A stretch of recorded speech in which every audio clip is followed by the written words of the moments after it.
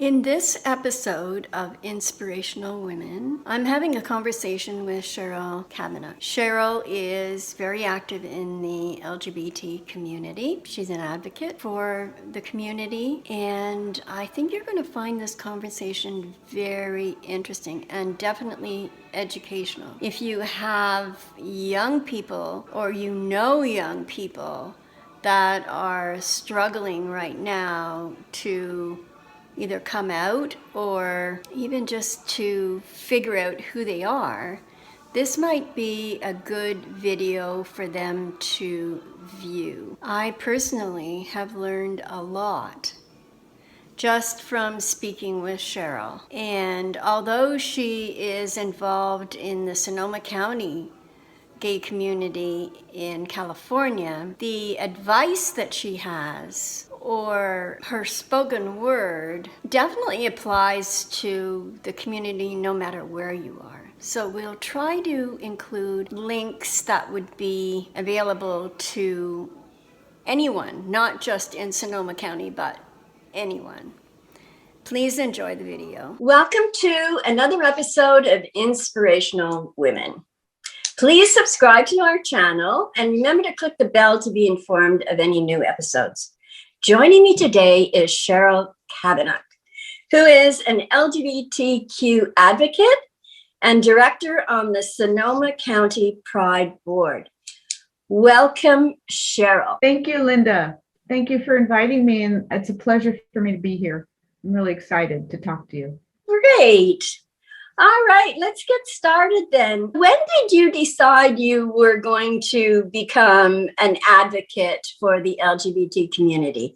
Was there a specific incident that happened in your life that said, I have to do something? Well, from the time when I first got involved with the community, I knew I wanted to do something, because we're talking way back in the 80s now. I was 23 years old when I came out. When I actually realized and came out, I knew before that, but I've always wanted to. I'm always active, and there was no specific incident. I just knew as I started to get more involved in the community and meet more people, especially women in the community, that I wanted to be a part of whatever this movement, whatever this was. And I was still finding myself too. And it was really hard to call myself or even say I was a lesbian. It was still searching for my own identity. I've always wanted to be involved. I always, from the very beginning, but like I said, just to be involved, and it was exciting. It was new. It was like a kid in a candy shop sort of situation, you know? Oh, good. Well, I'm glad to hear that you just were diving in, because a lot of people wouldn't have done that. I was a letter carrier at the post office at the time. I dove in and went to concerts, just started exploring the community.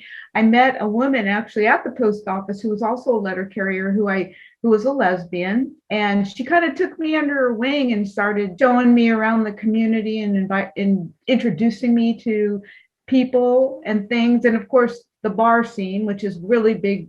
Back when I first came out, that was how you met people. Right. So you were involved in the community then prior to joining the board, the Sonoma County Pride Board. I've been out since I was 23, and I'm 63 now. I've been on the Sonoma County Pride Board for about 4 years, and prior to that, I volunteered to help them.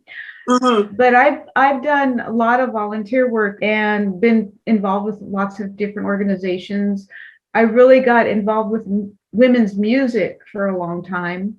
Music's always been my saving grace in my life, just growing up. And I grew up as a very fat child. I was 200 pounds.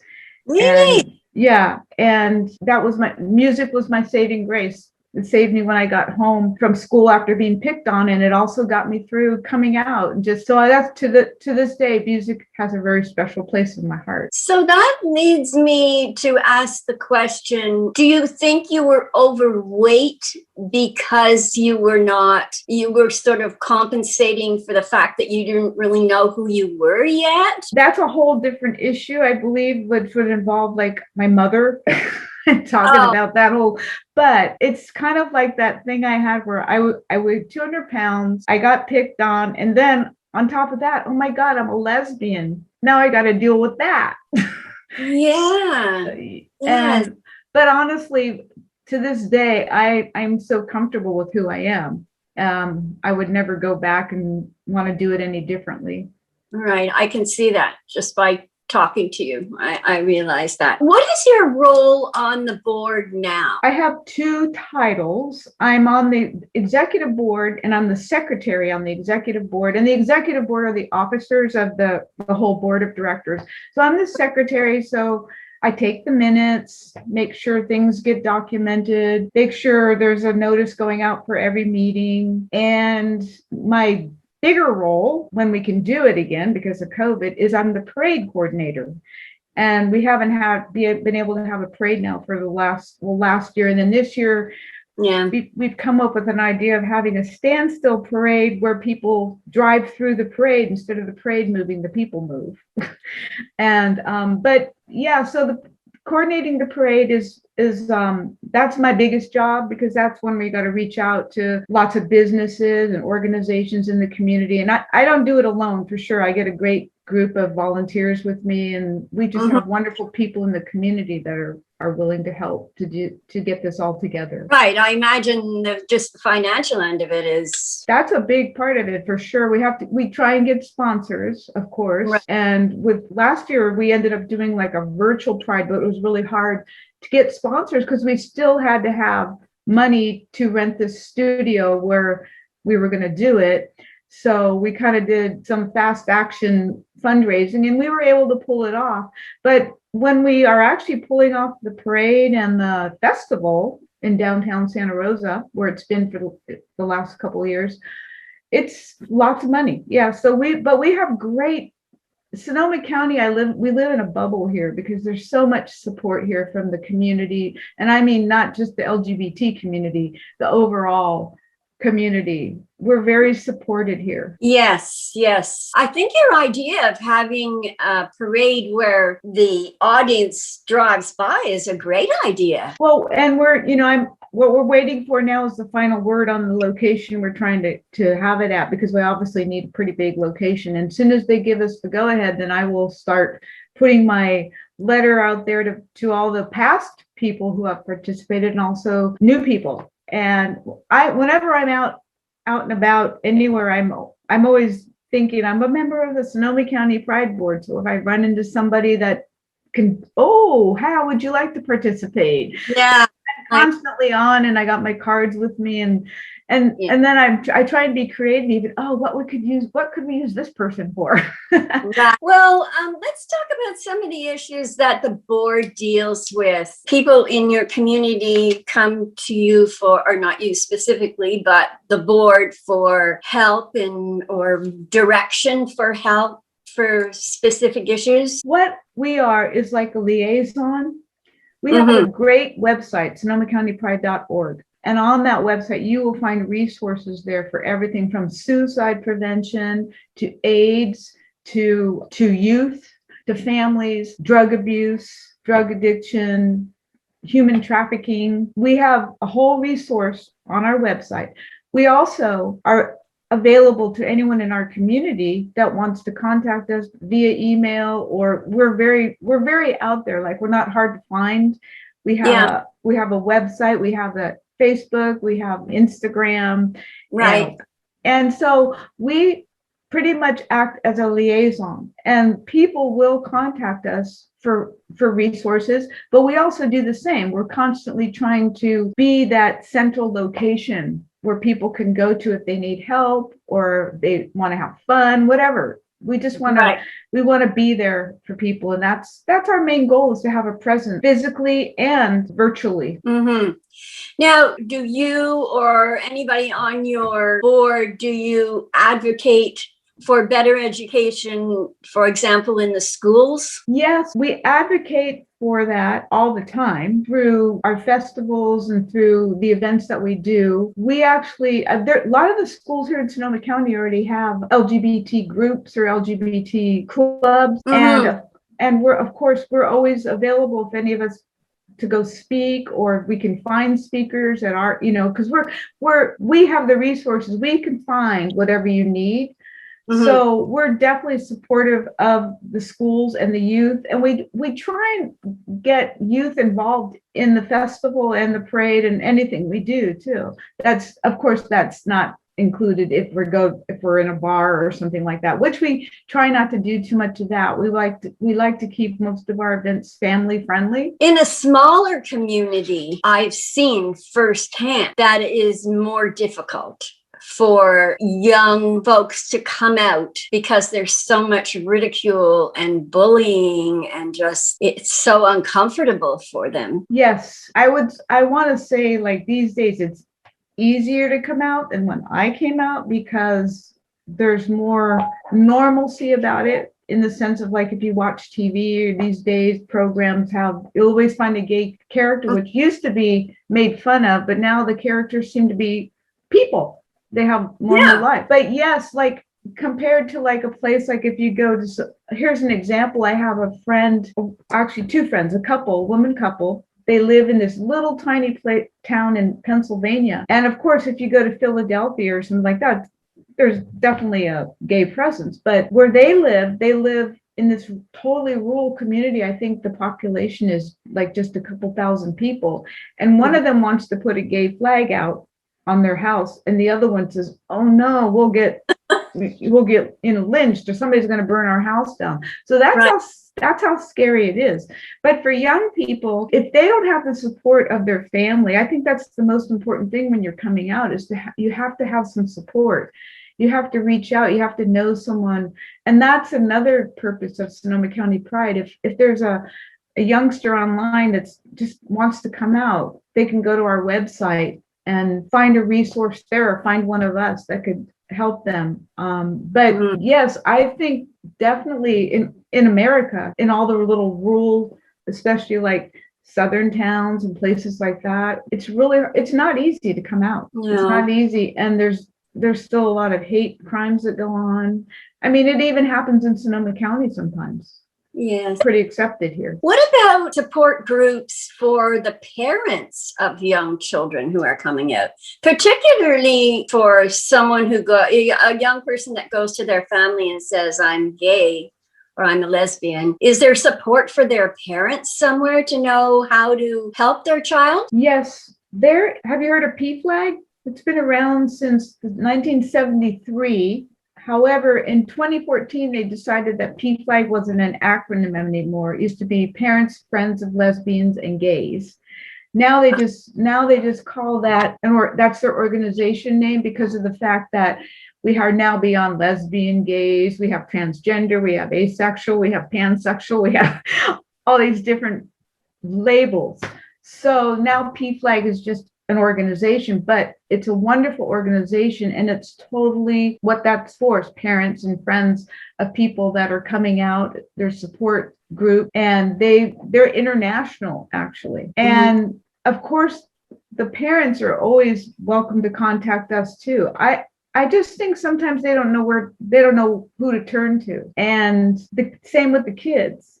And I like you said, well, what about when the youngsters coming out? I really wish it was that easy, just for someone to say, "Hey, mom or dad, I'm gay, I'm lesbian." But for some it is, and some it's really difficult. Some get kicked out of their homes. Some are just not accepted. And I mean, it's really sad that that's still happening today, but not, I mean, like I said, I think it's more accepted, but there's also that thing of like, it's accepted, but then, oh no, not my kid. Yeah. So the other person's kid is gay or lesbian, but not my kid. I know a lot of allies like that too, that their kids are out, or they're just allies of the LGBT community because they truly believe people should be able to love who they love. But then it's pretty scary when you hear some of these things that go on in other states, or even like say up in northern California, like up what we call the rednecky places. If I see these guys driving around here sometimes with American flags, and there were Trump flags, and that scared me. I mean, when Trump, I don't know if we want to get political, but when Trump was president, I literally was sometimes scared to be out, because even where it felt friendly here in Sonoma County, there was that that atmosphere of like, this president is creating hate in the world. And so I felt like we were going backward. I think he just gave people permission Exactly. to show how racist and bigoted they really were. Exactly. You're exactly right, because people didn't change all of a sudden. It was almost like, yeah, he said, hey, go on. It's okay. It's okay. Yeah. Yeah. It's a scary thing coming out. And if parents could just understand, and some of them, like I said, are wonderful. And then there's the ones that are really difficult, where kids even want to commit suicide, which is a whole nother issue. You mentioned before that there's all these different terms now. So can you give us a definition of what all these letters are all about? I mean, LGBT, we know what that is, but now there's another set that is very confusing to those of us that are like my age, who we're just used to the gay and lesbian.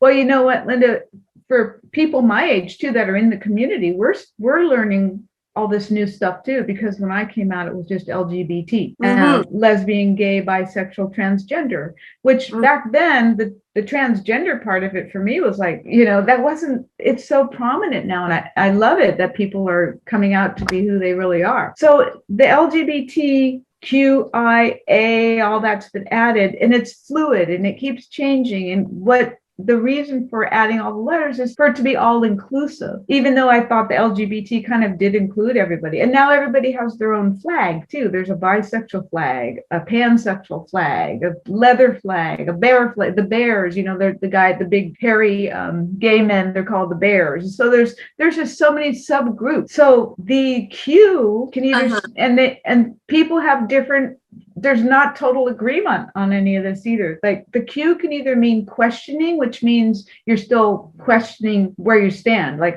your sexuality or how you identify, or it could be queer. And back when I came out, queer was derogatory for our community. If you recall the queer, that was not good. But now queer is fine, and it encompasses all of us. So it gets very confusing, yes. And then I is LGBT. See, I even get lost. LGBTQI. That's intersexual, which means intersexual. What does that mean? That means that you were born with, what would the old term was? What was that word? When you could be half man, half woman. Starts with an A. So the I stands for questioning? No, the I stands for intersexual. The Q stands for questioning and queer. Those are the two that I know of. And honestly, like I said, there's no 100% agreement on this. And the letters are fluid. Sometimes I look at somebody's added another letter and we're like, what in the heck is that? Yeah. So what is this intersexual? Intersexual is when you're not sure if you identify as a man or a woman. You're born with chromosomes of both. Hermaphrodite, that's the word I was trying to think of, when you could be half woman, half man. And so intersexual, that's what someone who identifies like that. And you can't really question somebody's identity, if that's how they identify. And then the A can stand for asexual or ally. Meaning? Asexual meaning you don't have any kind of sexual preference or you're just asexual. No intimacy, no sex in your life, just kind of being. So it's someone who does not want to have or does not feel the need to have any sexual relations. Correct. And then ally is an ally, like in the heterosexual community, that is an ally of the LGBTQI community. Yeah. And what about pansexual? What does that mean? Pansexual kind of covers everything. Pansexual is a broad term. And I'm not, like I said, I'm not an expert in that, but pansexual can mean you're in a relationship with like a man and a woman, or it covers everything. You could be in a relationship with a transgender person. I mean, Linda, it's very confusing for us old people in the LGBT community too. But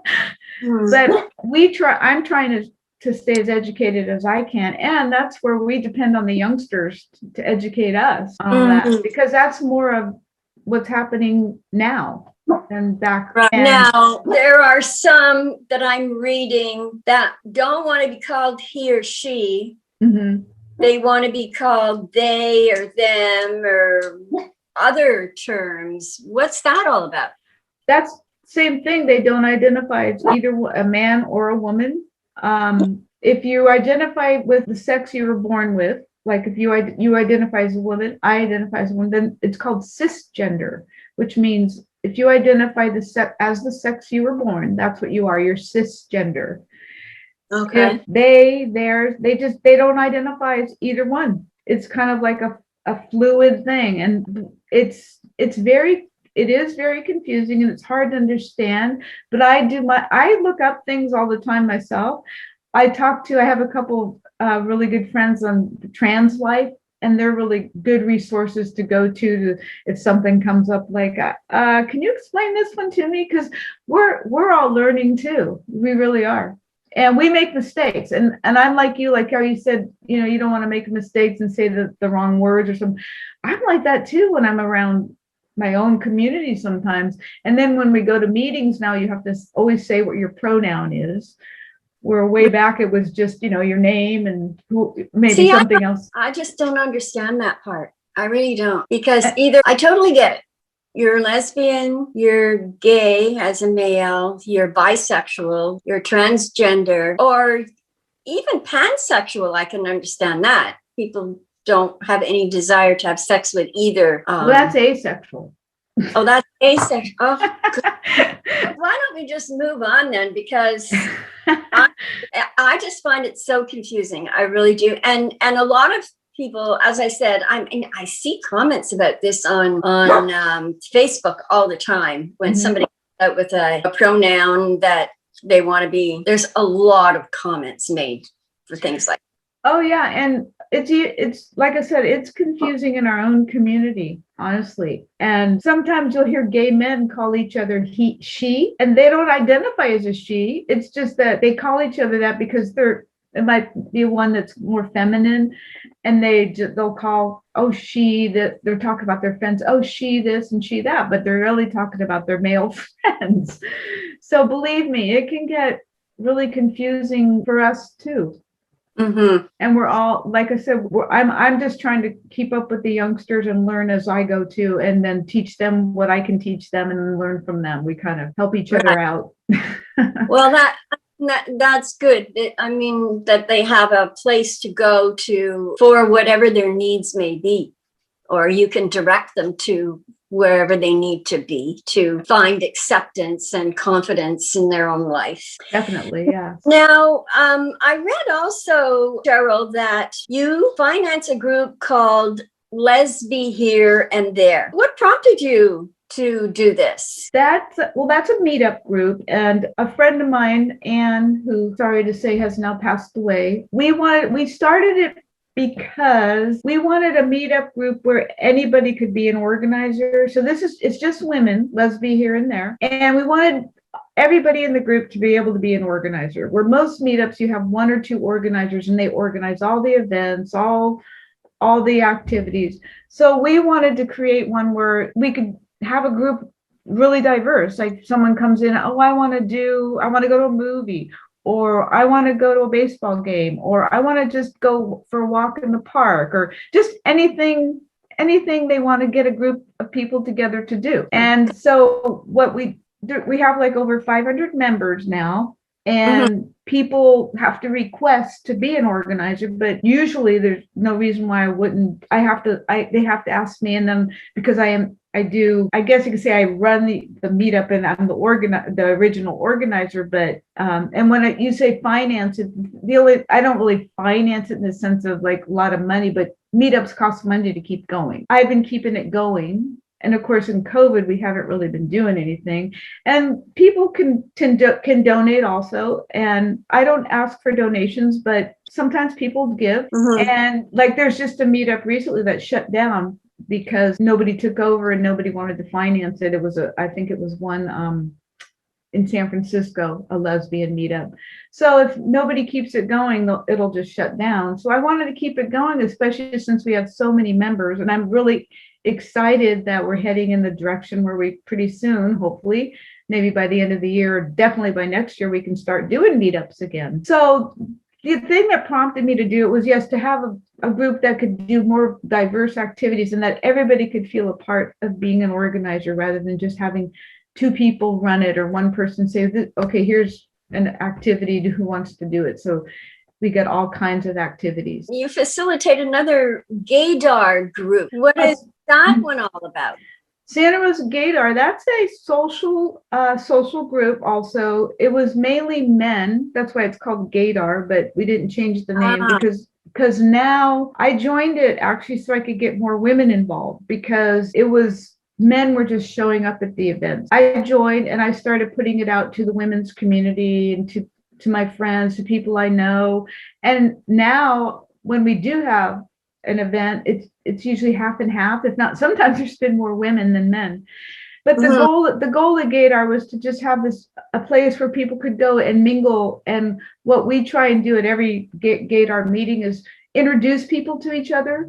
And because that's one of the hardest things to do, especially if you're new in the community or you're just coming out. I mean, first of all, it's a brave step just to go to something like that. So our goal was to make people feel welcome and comfortable. So I would, when people come in, introduce them to each other. And if somebody came alone and didn't know anyone, I'd go to a table where people were saying, is it okay? This is such and such. Is it okay if such and such sits with you? You know, like that. Try and get people together. And the hardest part is trying to get the men and the women to mingle together.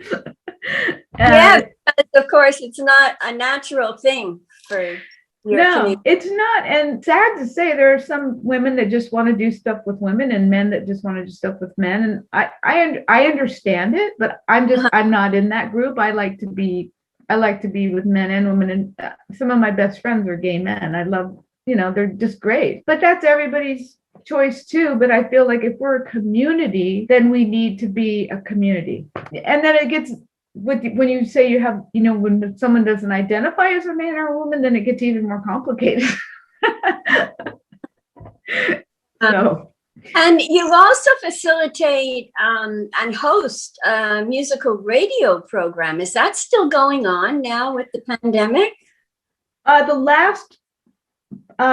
Since February, I've been having to rebroadcast old shows because for 100 days from the time the shutdown happened, I think it was in February, for 100 days, the new management is a new manager at, it's a public media station, or Northern Cal Public Media, restricted no volunteers for 100 days. So that'll be over in April. So I'm assuming I'll get to go back into the studio and actually do my show. You can see behind me a lot of my CDs that I use. And sometimes I like to have live shows too, or artists come in. But for the last year during COVID, we weren't allowed. But I was going into the studio to do the show. So now I'm hoping we'll start getting back to doing that, but also being able to have guests come in too, because we have a lot of local, wonderful musical LGBT talent in the area. That was my question. Are these musicians part of the LGBT community or others also? They're LGBT musicians, or this is where the A comes in. They're allies of the LGBT. I see. So they're artists that support the LGBT community, or people that have fought for causes that support our community. And it's getting bigger and bigger, and more artists are coming out. And it's so much fun because I've discovered so many new artists, not locally and also just out in the world that have come out as gay, or that you can actually go on Google LGBT artists or it's amazing what's out there. So it's really fun, and I love to support local artists if I can, and have them come in and promote their stuff, promote their music. That's the main thing of the show, is just supporters of the LGBT community or LGBT artists, but someone who I try and play songs that have something to do with our community or something that's going on in the world. Sometimes it's Mother's Day, so I do mother songs. It just depends, on what the Sunday is when it's at. It's really fun. I've been doing it. I think I'm going into my 4th year now. It's just another way you have of supporting your community. It's wonderful. Yeah, there's actually, I'm on second Sunday of every month, but it's called Outbeat Radio, and it's on every Sunday, and there's a different host each week. So I do the music show, but the other shows are there's a news show, and there's a current event art cultural show. So it's really good. It's diverse, and should tune in. It's 8:00 every Sunday night on KRCB, which is 91.1. Yeah. Or you can stream it too. Yeah. Good. We talked about the younger kids coming out at a younger age, support for them, support for their parents. One thing we haven't discussed is the transgender children. I can't imagine the issues that these kids face. How is your group helping them? Well, we have a group here locally called Trans Life. So that's who we turn to for help ourselves, because like I said, I'm not an expert on it, and it seems there are more and more people coming out as transgender. Yes.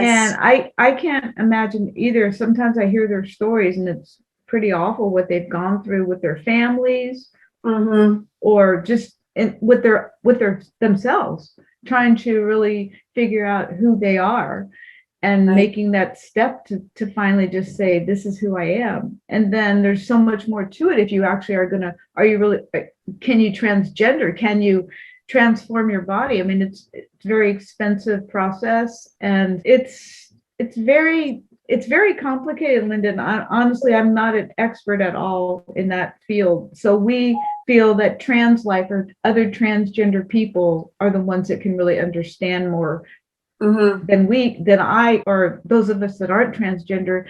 However, I try and learn as much as I can, and I go to Trans Life meetings, and I talk with transgender people, and then that's their talk about worrying about making a mistake when you're talking to somebody. Sometimes it gets really, you're not sure, and so it's just better just to ask them. Say, I don't want to insult you. How should I address you?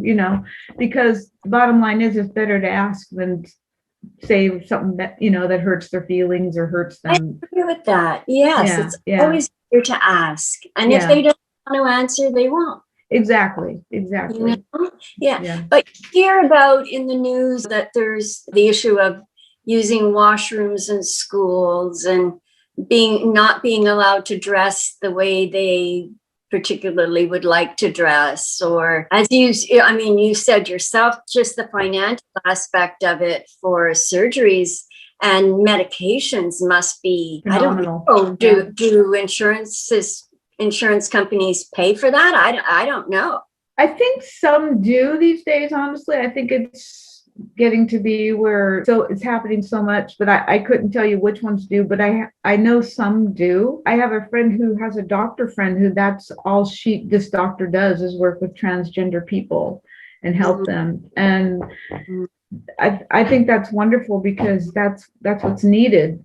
And going into the bathroom at school, they get picked on, and it's fear from people. It's ignorant, of course. It's ignorance is fear, right? And they don't understand, and they don't want to understand. That's what I don't understand about people sometimes that are afraid or put other people down or pick on transgender or pick on gay people. They don't understand, they don't want to understand. or they're just so scared to understand. And in the news recently, the pandemic has isolated marginalized groups, no matter who they are. And particularly the Black transgender youth has been having a terrible time these days.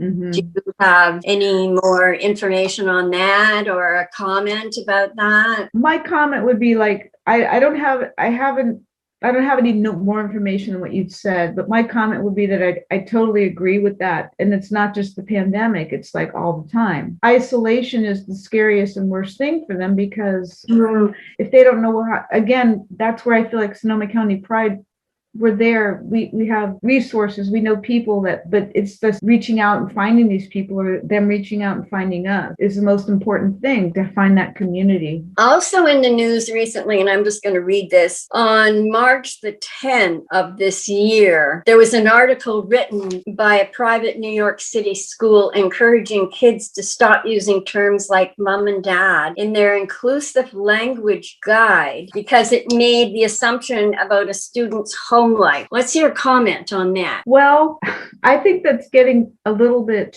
too, how far are you going to go if you stop saying mom, dad? I don't agree with all of that all the time. I understand. I read your question, and I looked up that article because I had no idea about that. And I was like, this is kind of ridiculous, because I went through their guide of the things that you should say. And I just feel like sometimes it's getting to be a little too much. And don't you want to be, if you're mom, don't you want to be called mom? I mean, yeah. I feel like I get why they're doing it, because they want it to be all inclusive, and that's great. I understand that. But it just seems like a little too much for me to comprehend that they have to change every single way of saying a title, or just like this isn't about what is it, you have to say family. I mean, I read the article briefly, so you're probably more versed on it than I am, but I just don't agree that we need to keep changing all these titles. I don't know. It's just, and I think it's mind-boggling. I'm just giving you my personal opinion on this. I think that can just be perceived by the non-LGBT community as something that's, just as you said, kind of a bit far out and would push them away from understanding. Yeah, that's what I mean. I think it's, as the more confusing we keep making all this stuff, people just like they're even down to the basics of like straight people, some straight people, why do the gay people have to have a parade? It's like that they've already got issues about things that we do. So we need to get more inclusive of everybody. So I agree what you said, that when you start labeling things like that, you're excluding people, or people that are just going, this is ridiculous, all these politically correct labels and all. And believe me, people in our community feel that way too. I mean, I can't obviously speak for everybody, but for myself, I think sometimes it goes a little too far with all these labels and everything. It should be more simple so people can understand it. And the poor kids that have to bring this guide home to their parents and learn all the right ways to say everything. And then not far, just on the heels of that was what, on the 10th. Mm-hmm. And on the 15th, the Vatican issued a statement that would not condone same-sex unions, calling them a choice and a sin. And this is in complete contradiction to the Pope's earlier comments. Yeah, exactly. Yeah. There's not too much more to be said about that, but well, it's very disappointing, because I've always felt Pope, Francis was very supportive, and he was, because he did, and then all of a sudden now he's signing off. Well, my personal opinion on that is that he's not the one running the show. They must have some kind of a political setup, as all religions do. Right. And which all boils down to money. Yeah. And so whatever that committee is, for lack of a better term, right, I just has to go along with it. But I wanted to ask you, how important do you think religion is to the LGBT community? I think that's very individual. I know for me, spirituality is important. Mm-hmm. I think there's people that were raised in certain religions, and it's really important that they will be accepted by their Mm-hmm. religion. I was raised Catholic, but I don't do Catholic church anymore. I do I don't know if you've heard of Religious Science Center for Spiritual Living, not to be confused with Scientology, but it's I know they have one in Seattle, but that I think it's really important to a lot of us. And the church that I go to is very, very, very gay friendly. I've met many friends there. Mm-hmm. They support the gay community, and I think it's important to people because we all have to have faith in something. Mm-hmm. But again, it's an individual thing. I mean, I can't speak for everyone, but I know my friends most of them are spiritual. They wouldn't call themselves religious. Mm-hmm. And I even have a couple Mormon friends that are gay, and they still go to church, but I don't think they're out at the church. Now, there are some of the like the Anglican, well, in the United States, they call it the Episcopal and the United Church that are accepting. Right. We have churches here like the United Episcopalian, and there's also like several churches in Santa Rosa, that the Unitarian Church. Yeah. Yeah. And there's other churches here that do support LGBT. There's a couple churches that have flags outside. Everyone's welcome here. So I think it's really important, and I think it's sad that if you want to keep going to the church you were, raised in, and that you're not accepted there. I think that's really sad. Yeah. But there are spiritual communities that are accepting, and that we can turn to. So that's a good thing. And I think that's probably the most important part, is to know that you're accepted somewhere. Exactly. So whatever method you want to choose to practice, either your religion or, as you say, your spirituality. You can be very spiritual without being religious. Exactly. And yeah. So, and that's what I feel I am, and a lot of my friends are now saying that, marriage it's a sin, and that was like, wow, that's heavy duty to say that. Yes, it is.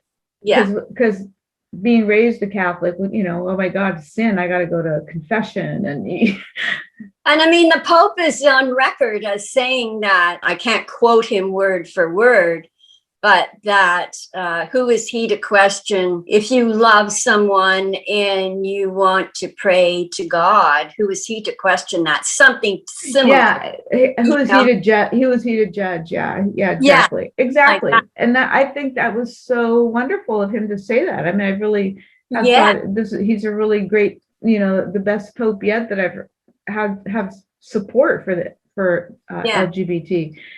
So this was kind of like, oh wow. But like you said, I think it's politics and money, and that's always going to be a problem. We're coming to the end of our conversation, and I just wanted to ask you, Cheryl, you said that you came out to your family at a very young age. How was that experience for you personally? Well, it was really hard. And for a long time, I kind of estranged myself from my family. I actually came out to my mother in a note, because my birthday is June 28th, and I don't know if you're familiar with the Stonewall riots. The Stonewall riots happened in New York at the Stonewall Inn in 1969 on June 28th, and that's why June is Pride Month, because that's when the gay people stood up and said, we're not going to take this anymore. Mm-hmm. So there were riots. Anyway, long story short, my birthday sometimes falls. San Francisco always has their gay pride parade on the last Sunday of June. So sometimes my birthday falls on that. So my mom would keep bugging me, what are you going to do for your birthday? So finally one day I wrote a note and I said, I'm going to be in the San Francisco gay parade on my birthday. I can't do anything. And I left the note at her house. So I was out to my mom. And when we talked on the phone next, she goes, it happened in the Army, didn't it? Like thinking that I got converted in the army. I said, no, Mom. But long story short, Linda, for a long time, it wasn't easy. And I had little nieces and nephews that I kind of missed their growing up because I estranged myself from my family because I didn't feel comfortable with myself. It was probably more me than them, because now my nieces and nephews love me to death. And I have great nieces and nephews. My brother, who's a staunch Republican, but he loves me. We don't talk about it a lot, but he accepts me. My family accepts me. And I feel like I can just really be who I am. And it feels so good to have that freedom. But for many, many, many years, it wasn't like that. So it was a really hard process. And then telling your friends that you've known for a long time. And of course, some of them are like, oh, I do that. Sometimes we do get an idea, but it's not up to us to question. Exactly. Because the person will, when they're comfortable, they'll let you know on their own terms. And what it has to be. It has to be, they have to be ready. I really believe they need to have some support first. So that's hard. That's the push me, pull you kind of thing. Like if you want to come out, like, well, where do I go to get help? So that's why I think it's so important to keep getting out there, that there's a lot of resources out there for people to look up or to find, and especially youngsters. The suicide rate, I don't know the statistics, but they do end up killing themselves because they just can't come out to their family. Yeah, it's sad. It's very sad. Yeah. Now, you also served in the military, and you advanced through the post office system to become the postmaster in Tiburon. Mm-hmm. Beautiful city. Yes, I love it. Did you face any discrimination personally in your working life? As a woman, yes. It was the good old boys network, so to say. And I was one of the, when I joined the post office or got hired in 1980, I was probably one of there was like 4 women letter carriers, and all the men were supervisors. So yes, it was really hard to get promoted because, I wanted to be a supervisor, and you could almost predict when a job came up who was going to get it. And then the women that were I wasn't one of the cutesy, like dressed to kill, my cleavage show kind of person. And those were the women that would get promoted. Seriously. I felt there was a lot of discrimination in the post office, and I got the supervisor job at Tiburon, and the employees there actually, when I put in for the postmaster job, the employees there actually wrote a letter that I didn't know about to the person that was going to pick who got that job, and said that they wanted me. And I think that's how I got the job. That's wonderful. It is. But on the other hand, it's like that happens a lot. That I've been out of there for quite a while now, but there's definitely discrimination going on there against women. Yeah. I do have to give them kudos though, because I had a partner who also worked at post office. Sandra Esperanza was her name, and she passed away in 2000. And both of us, we were a couple at the time, and we both worked for post office. And I do have to say that they were very supportive in letting me have family leave time to like go with her to chemo treatments and stuff. So I have to give them some kudos for that, because wonderful. Yeah, it was kind of like, I really was like, wow, okay, because I honestly thought it was going to be hard.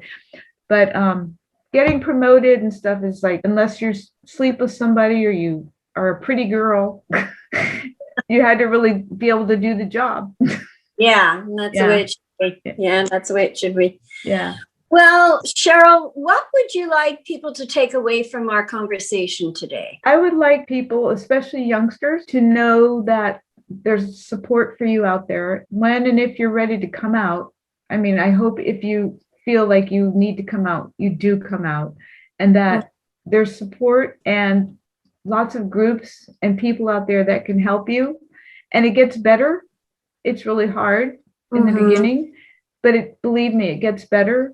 And when you live your true life and you are your unique self, that's what life's all about. I hope that they take away that don't give up, come out and reach out to us, to the community that's at large. Very well said and very good advice. Thank you so much, Cheryl, for joining me today. I've really enjoyed our conversation. Thank you, Linda. I did too. It was wonderful.